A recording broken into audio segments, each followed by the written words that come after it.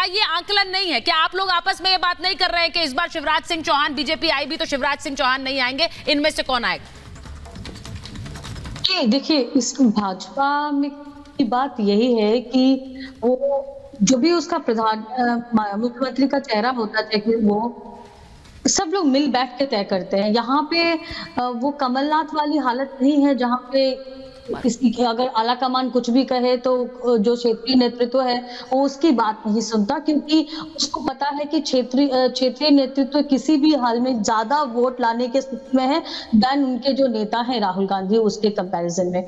तो ऐसा कोई डिस्कशन नहीं हो रहा। हमें हमको पता है कि देखिए शायद कुछ सर्वे ऐसा जरूर दिखा रहे हैं कि शिवराज सिंह चौहान की लोकप्रियता थोड़ी घटी है, पर वो तब दिखती है जब वो उनकी पिछली लोकप्रियता से कंपेयर करते हैं। लेकिन जब वो कंपैरिजन आप कमलनाथ से करते हैं तो वो कमलनाथ कहीं ठहरते नहीं हैं लोकप्रियता के मामले में, और वो सर्वे दर सर्वे ये साबित हुआ है। दूसरी, कौन मुख्यमंत्री का चेहरा होगा ये बात से ज्यादा इंपॉर्टेंट है कि जो जनता है वो किन मुद्दों पे चुनाव कर रही है। मुझे लगता है कि शिवराज सिंह चौहान के द्वारा चलाए गए जो योजनाएं हैं, स्पेशली जो लाडली योजना है, जो विवाह योजना है, जो निकाह योजना है, जो 3,000 रुपए देने की बात की गई है, जो 450 रुपए का एलपीजी सिलेंडर देने की बात की गई है, वो बहुत बड़ा एक फैक्टर होगा सरकार को वापस सत्ता में लाने के लिए। क्योंकि एक बात आप समझिए कि जब आप सीटों को देखते हैं तो इसमें सबसे इसकी स्थिति यहीं पर समझिए कि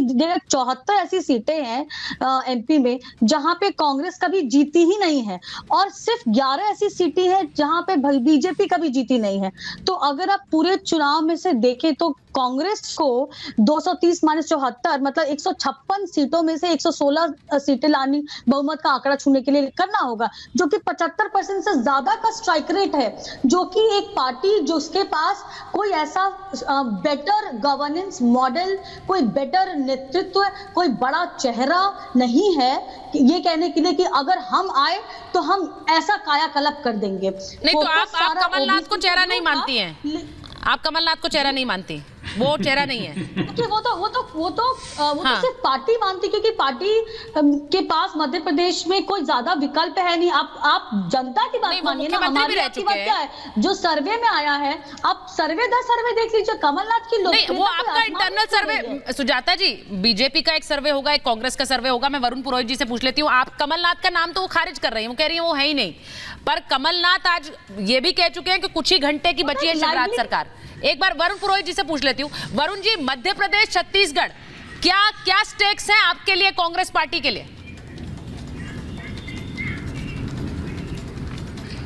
सुचारिता जी, सबसे पहले तो आपको सबको प्रणाम करता हूं, अभिवादन करता हूं, आपका अभिनंदन करता हूं कि आप लोकतंत्र के सजग प्रहरी हो। 24 घंटे 24/7 आप लोकतंत्र को बचाने को मूर्ख तंत्र में कन्वर्ट नहीं है, इसलिए लगे हुए हो।